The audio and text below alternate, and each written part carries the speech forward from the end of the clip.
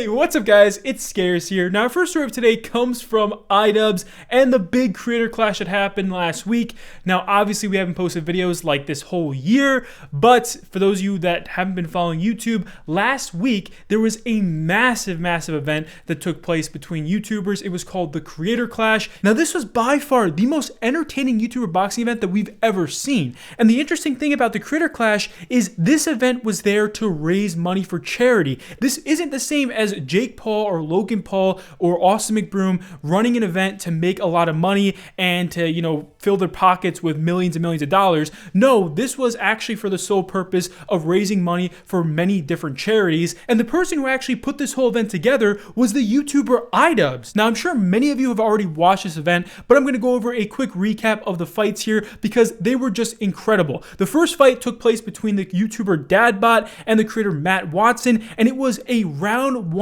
TKO. Dad went absolutely crazy during this match, and the ref had to end the fight within only a few seconds of it starting. I mean, Matt was completely outclassed here. This was just all around insane, and you had both fans and creators talking about how this was one of the craziest YouTuber boxing matches they've ever seen, and it was only the first fight. One viewer posted about this right after the fight. He says, "Not a single match will be as shocking and incredible as Dad's. The dude single-handedly made the ticket price worth every fucking cent, and the fight lasted only like 10 seconds." But the next fight that took place was between Alex Ernst and Ryan McGee. Now, I'm sure many of you know who Alex is. He was in a lot of David Dobrik's vlogs, and he came back to box, and he looked incredible. I mean, obviously he knew what he was doing. He fought very hard for this, but what made this fight so entertaining, and this is the reason why a lot of creators found this to be their favorite fight, is that Ryan McGee was a complete warrior throughout the entire match. Ryan was eating punches from Alex this whole fight. He was bleeding everywhere. He got knocked down, but he kept getting up. This guy just would not let up, and it made for such an entertaining fight, and people cannot believe how much spirit and heart Ryan had during this fight. It was pretty amazing. And I think the YouTuber Critical said it best while he was commentating this live. Just watch this. It's not done yet, folks. Oh my God, Ryan is a warrior. Here comes Alex. He's firing off. Alex looking for the finish. Just a few seconds Ryan's trying to put it remaining. away. Can he There's a survive jab. the And that is the round. That is the round. So Oh my God. Saved by the bell. Oh. Wow. Incredible. So even though Alex won by unanimous decision, you still had viewers congratulating both of them because they went the distance, and especially because Ryan was just a warrior during this fight and he would not stop fighting even though he was taking so many punches. Our next fight took place between the creators DJ Welsh and Internet Comment Etiquette, and even though both these creators fought very hard, by the second round you could tell that DJ Welsh was going to win this. Eric from Internet Comment Etiquette obviously had enough, and DJ Welsh ended up winning. The next fight that took place was between the massive Australian YouTuber known as iDubbbz, and he fought the YouTube animator TheOdd1sOut. Now both these guys are some of the top YouTubers, and iDubbbz looked really good in this fight as well. Now you had many fans and YouTubers saying that iDubbbz looked like one of the best trained fighters during this whole event, and this fight was brutal for TheOdd1sOut, and it ended by a round 1 TKO. But people think that the ref should have ended the fight even earlier because they just felt like it went very bad for TheOdd1sOut, and many fans were very quickly concerned for TheOdd1sOut during this fight. And the next fight that happened was between the huge streamer Just a Minx and the content creator Yodeling Haley. Now this was the first ever female creator boxing fight that we've seen. These two fought incredibly hard. They obviously put their all into this, and Minx looked kind of crazy during this fight. She was smiling, and it made for a very entertaining match between both of them. I mean, Minx took a ton of hits during this fight, and she just kept eating them. She didn't care. She just kept fighting. And in the fourth round, Minx really stepped up her game because she was landing every single punch that she was throwing at Haley. It was pretty hard to watch actually. Minx was crushing Haley here, and she ended up winning by a 4th round TKO. Oh! Haley tries to turn. It's over. It's over. Wow! Stopped it. A Minx with the victory. Wow. This crowd is going. Wow! Oh my goodness! TKO stoppage in the 4th round for Just a Minx. And this is a huge win for Minx. I mean, Minx even posted her dad's reaction to her winning the fight a couple days ago, and it's just so wholesome. I mean, her dad is so proud of her. Just watch this. It's okay, it's okay.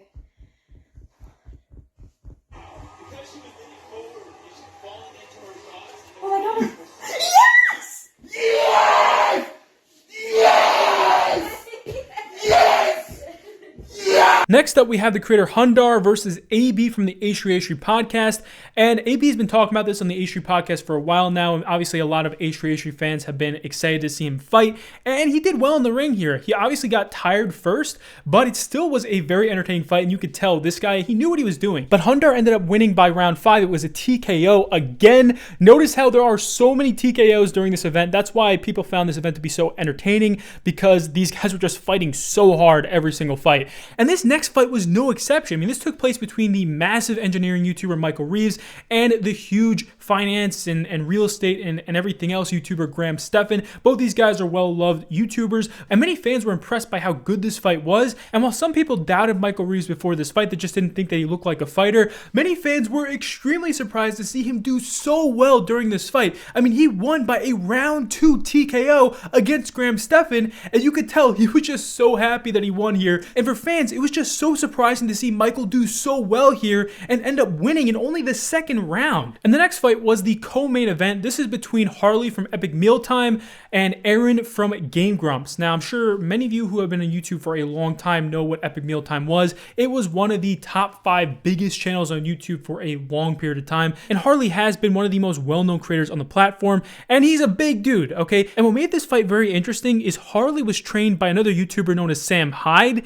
Now, Sam Hyde has known to have controversy with iDubbbz in the past. He actually trolled iDubbbz during one of his documentaries. It was a huge deal. For any of you guys that follow iDubbbz or Sam Hyde, you probably know about that controversy. We're not going to get into it in this video, but the reason why I'm bringing this up is that Sam Hyde himself bought tickets for this event, okay? He's Harley's boxing coach. He wanted to go there, and obviously he wants to see Harley do his thing in the ring, but only a few days before he bought tickets for him and his crew and spent thousands of dollars on seats, he got banned from the event. That's right, apparently the event organizers specifically banned him from going to this event, and people are saying it's because he's trolled iDubbbz in the past. Now, admittedly, Harley did have more training than Aaron during this fight, and he ended up winning by a round 2 TKO. Still was a very entertaining fight, and Harley even gave Aaron props at the end of this fight for stepping in the ring with him.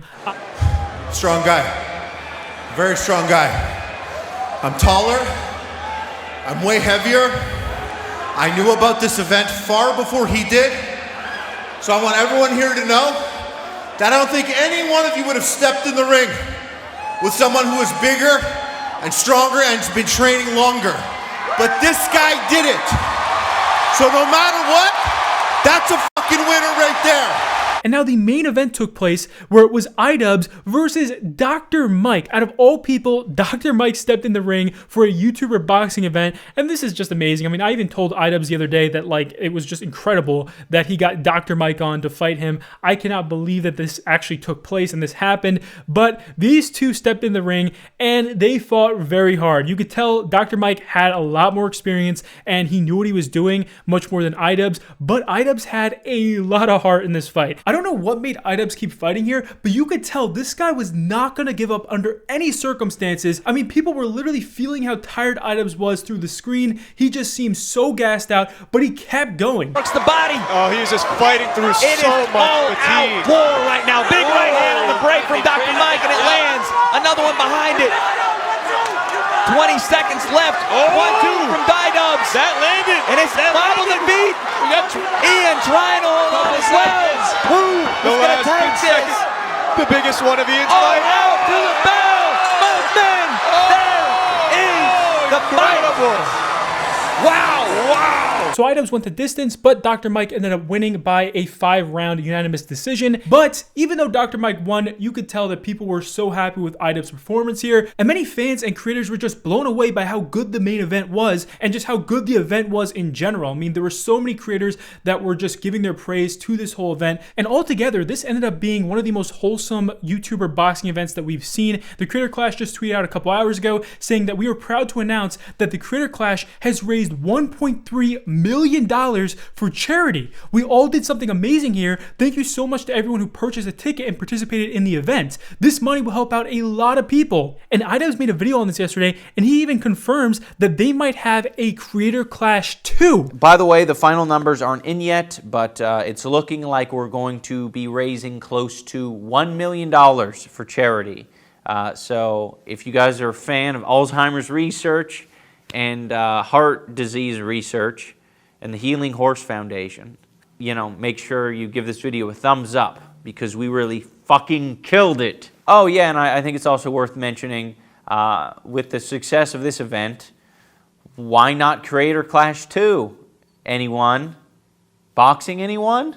Getting beaten on by fellow creators, anyone? Now our next story for today comes from the massive YouTuber and streamer DrDisrespect. So if you guys don't know, on Sunday there was a Warriors versus Mavericks game, and DrDisrespect was actually attending in the front row. Okay, so he actually got courtside seats. He was there with another well-known person in the community and the leader of Optic Hex. And while this game was happening live, there was a ton of people on social media that were pointing out that DrDisrespect was there, and they were tweeting about it and posting pictures of him. Doc himself even met up with the Mavs owner Mark Cuban, and while the game was happening, Steph Curry tripped right in front of DrDisrespect and Optic Hex, and people were wondering if Doc actually tripped him. So this immediately turned into a big controversy. We had tons of people talking about this, and Doc tweeted out right afterwards saying that he didn't trip Steph Curry. So who tripped him? Well, it looks like it was a food vendor who was standing right next to Doc who accidentally tripped Steph Curry. So it was not Doc's fault. But the next story for today's video comes from the well-known YouTuber Onision. Now, for those of you guys who don't know who Onision is, he is a disgraced YouTuber who was on the platform for a long time. He was actually one of the top YouTubers for a long time,